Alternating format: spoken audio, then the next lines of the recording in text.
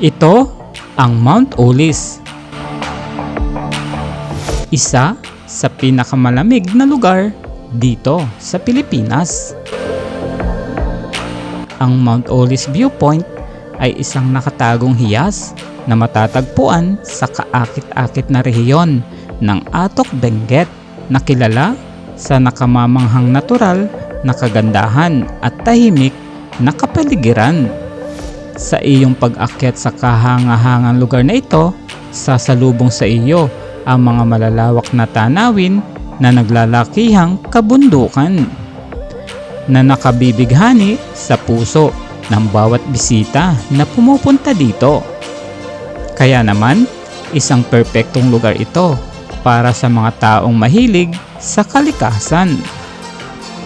Ang Mount Olis ay matatagpuan sa Barangay Paway sa Atok Benguet at meron itong taas na 7,900 feet above sea level. Ang paglalakbay patungo dito ay may mga palikulikong kalsada at mga nakamamanghang tanawin. Bilang isang tourist attraction, ang Mount Olis Viewpoint ay unti-unting nagiging popular sa mga lokal at international na manlalakbay. Ito ay isang lugar kung saan maaari mong tamasahin ang pagiging simple ng kalikasan, malanghap ang sariwang hangin sa bundok, at pahalagahan ang kagandahang nakapaligid sa iyo. Siguraduhing bisitahin ang kaakit-akit na destinasyong ito at lumikha ng pangmatagalang alaala sa gitna ng mga nakamamanghang tanawin ng Benguet. At sa bidyong ito, kasama natin maglalakbay ang Team Titimoto magmula dito sa bayan ng Rosario.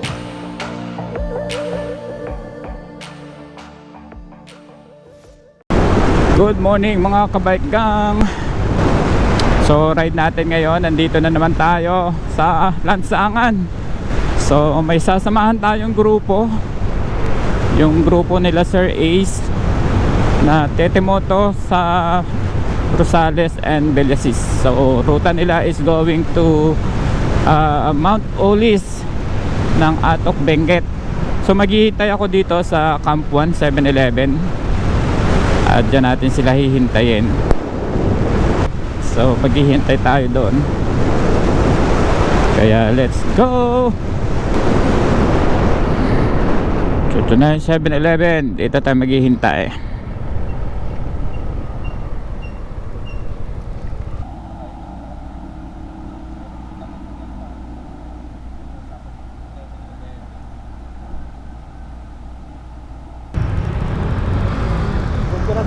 Ako na? Sige, sige.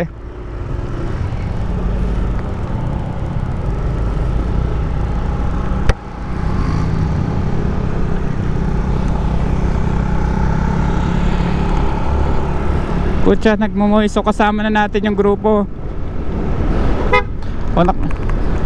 So kasama namin yung grupo na punta na tayo. Mukhang lalamigin tayo nito. Let's go! So marami tayo dito sa grupo na sinamahan natin. Shout out sa grupong ito. So ang grupong ito ay mga taga Rosales and Villasis. So first time natin sumama sa kanila, kaya hopefully next time magsama ulit tayo sa kanila, basta available at tugma yung ating schedule sa kanila. So dito tayo sa Arco ng Benguet. Ayan o, Benguet Arco.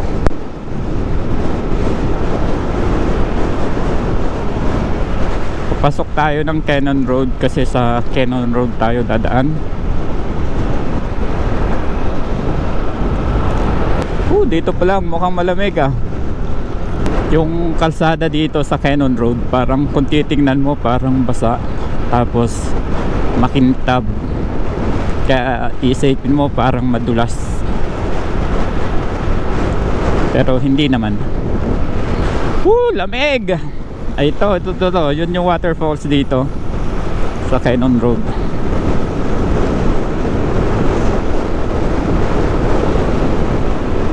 Ang kilala ko lang sa grupo na sinamahan ko is si Sir Jackson and Sister Ace.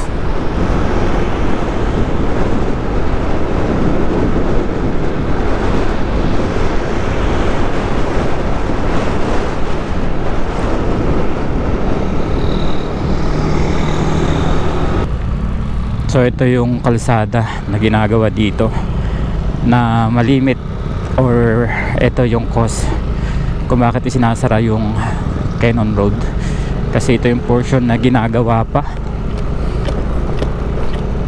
Tapos minsan kung saan pa yung lugar na ginagawa, doon pa nasisiraan yung ibang sasakyan.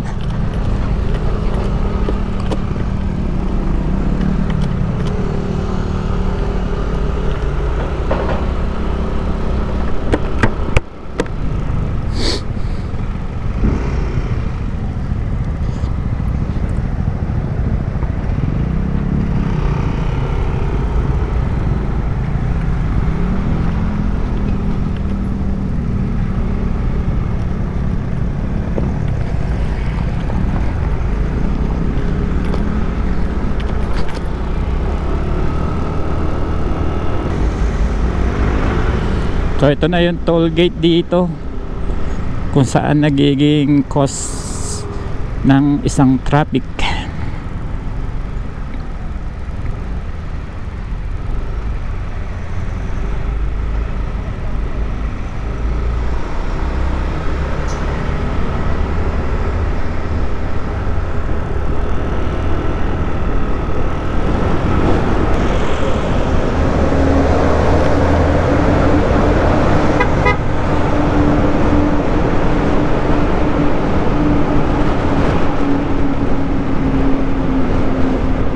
Pwede na pala daanan ng sabay ang tunnel dito sa Cannon Road. So pwede na magsalubungan doon. So dito tayo sa Lion Set. Grabe, 5 o'clock pa lang pero ang dami ng tao.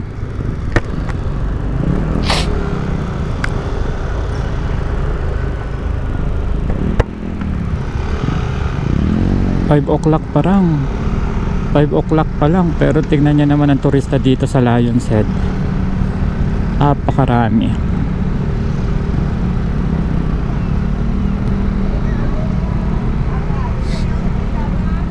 Aga nila.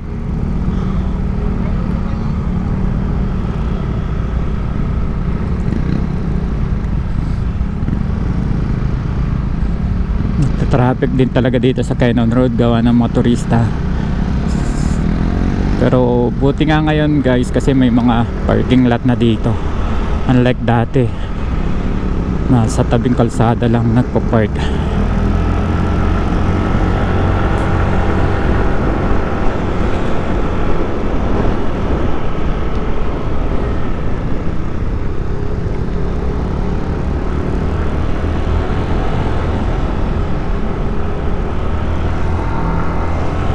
Let's go, let's go! Ah, grabe. So we're here, Baguio City. Nakaka-frozen. Nakaka-frozen.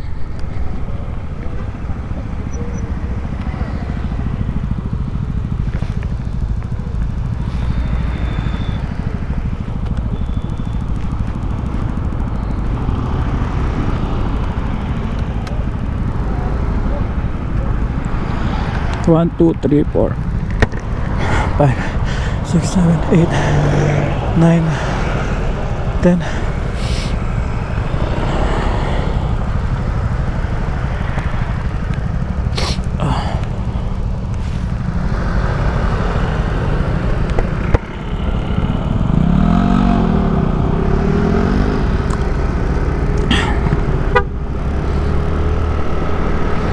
Parang nakakamanhid sa kamay yung lamig.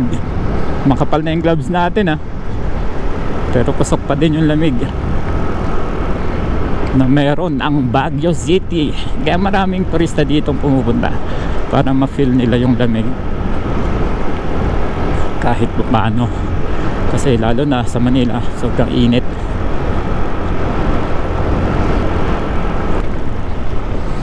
So dito banda, pili ko natin ng kaliwa papunta ng Rotonda.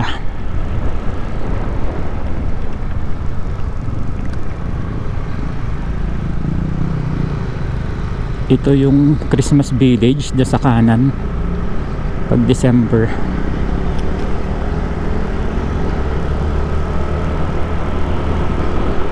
Ito naman yung puntang Rotonda sa may Baguio Cathedral at papunta ng mansion. Ba't ang daming kalat dito oh?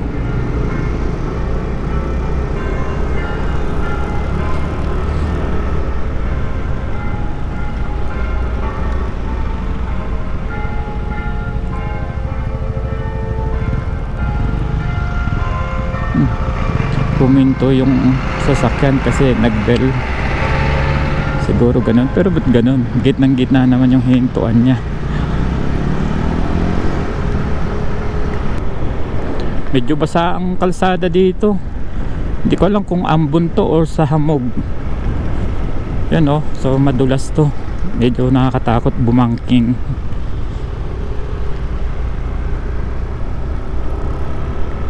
May portion na tuyo naman tulad nito. Tuyo naman siya.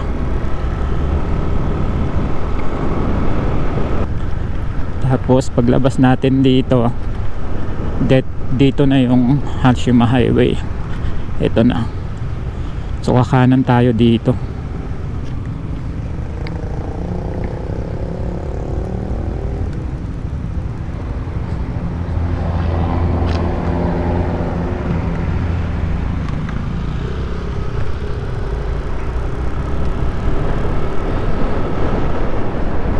So ito guys, yung umpisa ng Harshima Highway, galing to sa La Trinidad, tapos babaybayin to hanggang Sagada. Harshima Highway yan. Isa sa mga delikadong kalsada dati nung hindi pa ayos, pero ngayon ayos naman ang Harshima. Maganda at safe.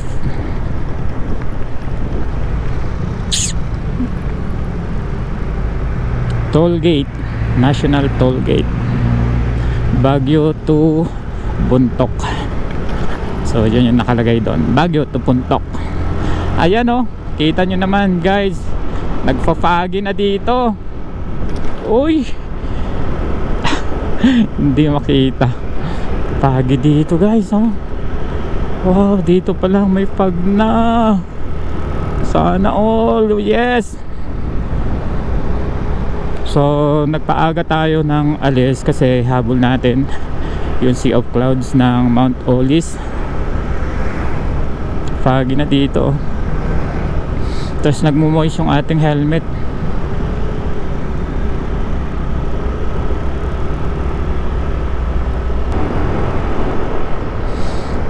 Mukhang nagkaka-sunrise na. Nagiging orange na yung ulap.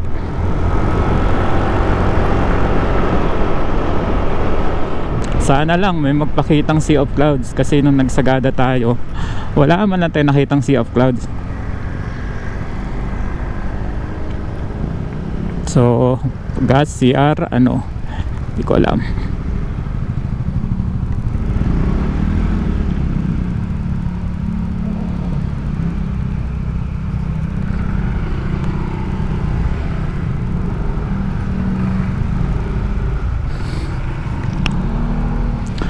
So CR muna daw. Nasi CR din ako.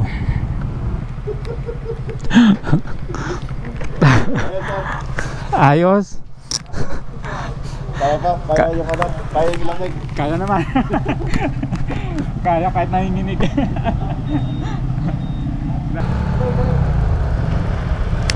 So yan guys, mga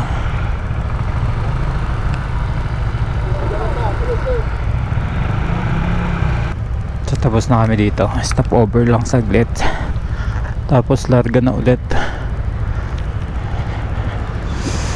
Oh, grabe, nagsa-sunrise na, may buwan pa rin. So kita natin yan, no, nagmo-moist, pero hindi natin alam kung makakita tayo mamaya ng Sea of Clouds. Kaya yun yung aalamin natin mamaya.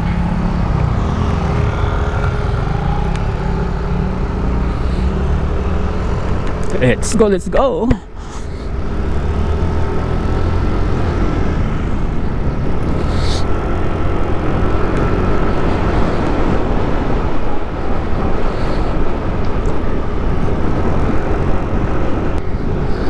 So ayan guys, yung sunrise. Oh, may sea of clouds nga, pero konti lang. Nagsa-sunrise na. Good morning.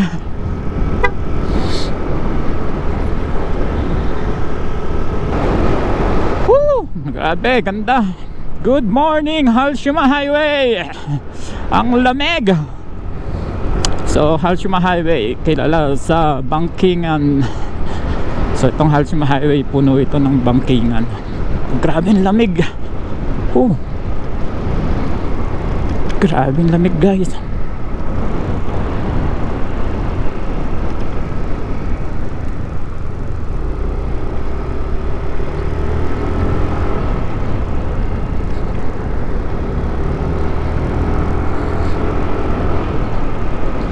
Sakit sa dulo ng daliri. Ramdam mo yung sa dulo ng daliri, yung lamig. Sumasakit. Grabe.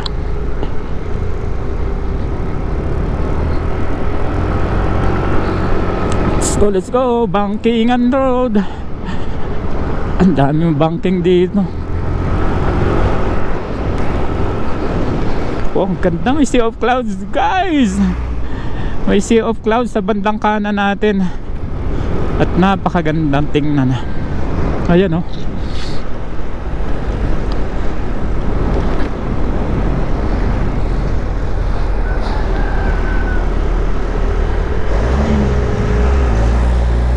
Baka mabitin tayo, hindi tayo nakasunod.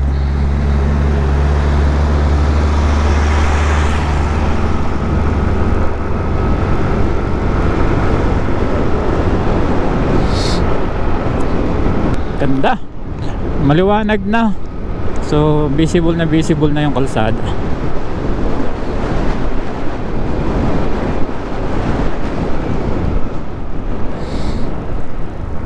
Wala pa rin yung kasunod natin. So yun, good morning Atok, Benguet. So hindi pa to yung part ng Atok. Going to Atok pa to. Kaya lang hindi ko alam kung tawag sa lugar na to. So karamihang gas station dito mga ganyan no. Madalang yung mga branded na gas station. Parang ganyan lang sila.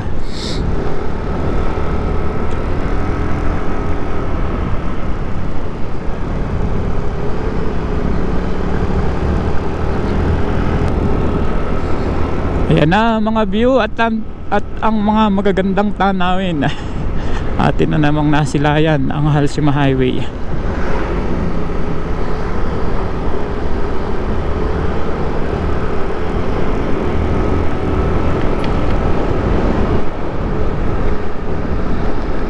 So may part din dito sa Halshima na ginagawa.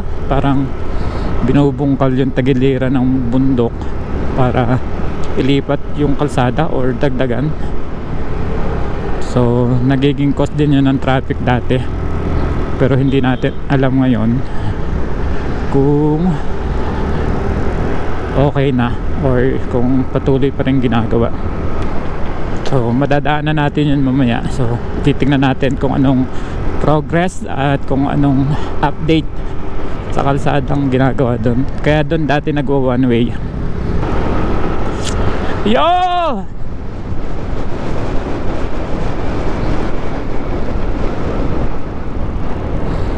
Ganda naman. Yan na, araw na sa wakas. Masisikatan na rin tayo ng araw. Wow, grabe, lakas. Ganda ng araw na yun oh. Ganda ng sunrise. Sarap sa mata. Sarap tingnan. Dito na yung portion na may ginagawa. Ito yung part na marami nagpapalipad ng drone dyan kasi maganda yung view, kasi kaliwat kanan. Ito yung part na ginagawa. So kapag may port, maaga pa kasi kaya wala siguro nagtatrabaho. Dito yung nagkakaroon ng one way or traffic kasi inaayos nila. So yan yun, pinaluluwang kasi tulad nun baka mag landslide na sa kabila. Kaya ganun.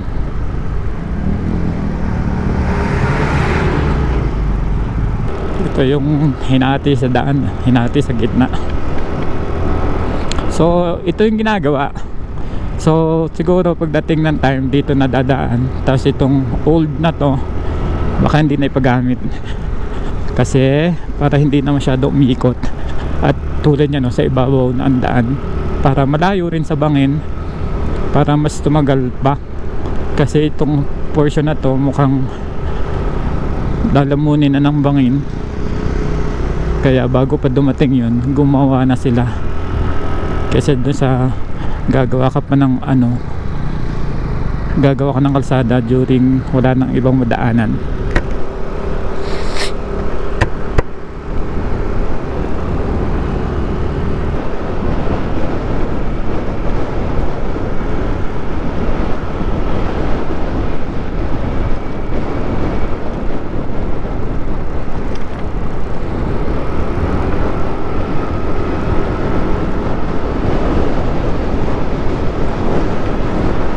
Ito na yung half tunnel. Half tunnel. Nakita na naman natin ulit ang half tunnel na to. Historical din yan. So dito na tayo mga kabike gang sa town proper ng Atok Benguet. Ito yung Northern Blossom. Sarado yan pag Sunday. Kaya sa Mount Ulis tayo punta. Grabe, ang dami ditong basag na kalsada. Tulad nito mga to. As in basag na basag. So ito guys ang town proper ng Atok Benguet. Maraming mga turistang pumupunta na dito. Mount Ulis yan, kung nakikita nyo. Mount Ulis viewpoint. Ito. Ayun. So kakaliwa tayo dito. Mount Ulis. Paakyat na to ng Mount Ulis. So hindi lang pala mahirap hanapin to, kasi may mga signboard na nasa tabing kalsada. So makikita nyo din naman dito ang Mount Ulis. So paakyat na tayo guys. Saka mukhang maganda naman ang daan. So tingnan natin hanggang taas. Mga transient siguro tong mga to. Daming transient pala dito. Hindi ka mahihirapang maghanap ng tutulugan mo kapag pupunta ka dito. Ayun o, homestay. So maraming pwedeng pagstayan dito pag overnight pala. Tapos mga pananim nila dito, mga repolyo, carrots.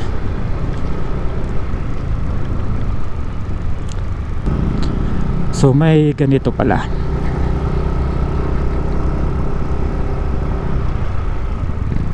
Sementado pa rin, pero tamang tama lang sa motor. Makipot. Yeah.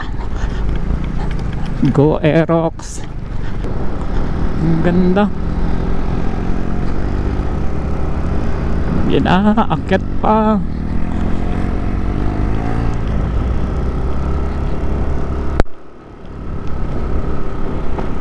Oops. Kihipot. Tirik oh.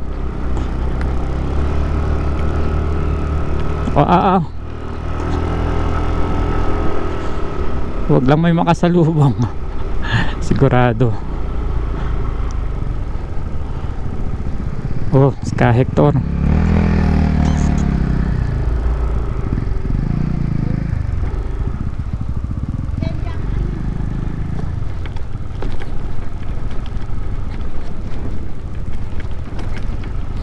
Rough road na, pero eto naman na yan, lapit na. So dito ang parking.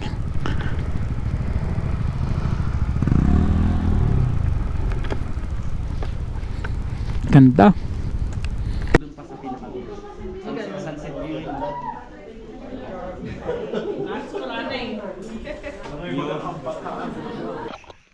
So dito natin ilalagay Ayan.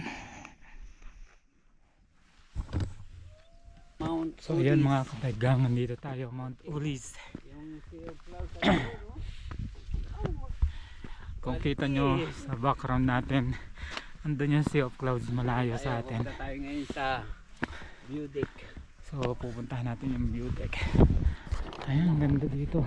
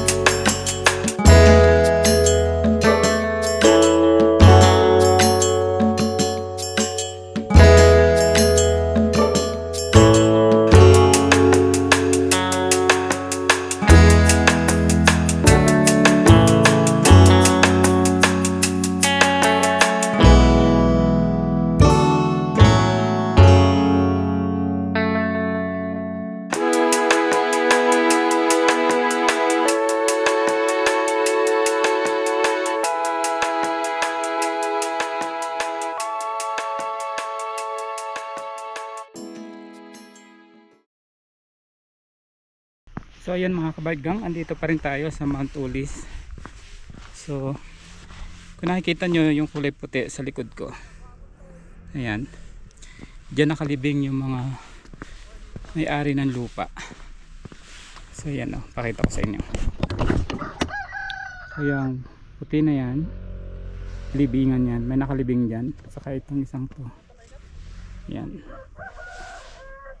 may nakalibing dyan na may-ari ng lupa. Kaya siguro tradition na ng nila ninuno nila. So hanggang doon Mount Ulis yan. Saka hanggang doon, at andun yung view deck sa taas. Ayan. So tingnan natin dito. So yun yung view deck.